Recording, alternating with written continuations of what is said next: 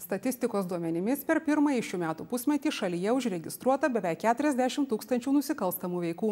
Tai yra 1,7% mažiau negu per tą patį praėjusių metų laikotarpį.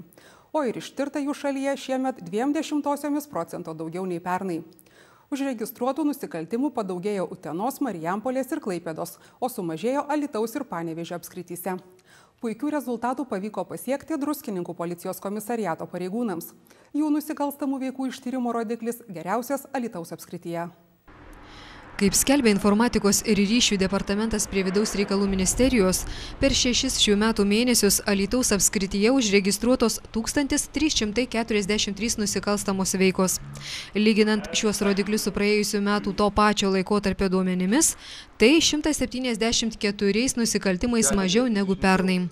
Alytaus apskrityje nusikalstamų veikų ištyrimas siekia 54%, tuo tarpu šalies vidurkis 48%.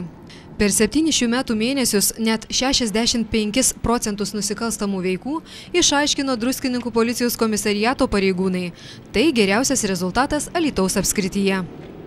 Tikrai šiai dienai galime pasidžiaugti pasiektais rezultatais, kadangi apskrityje pirmaujame Respublikoje, taip pat esame penketuke pirmame, o tarp tokio dydžio miestų tai esame antri.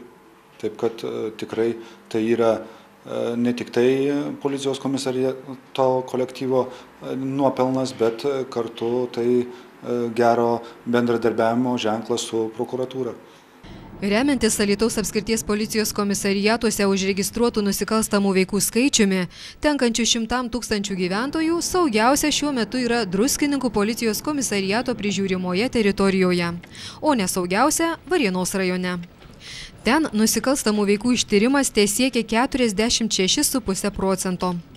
Pagal nusikaltimų tankumą tenkantį 100 000 gyventojų, Alytaus apskrities policijos komisariatų prižiūrima teritorija yra viena saugiausių šalyje.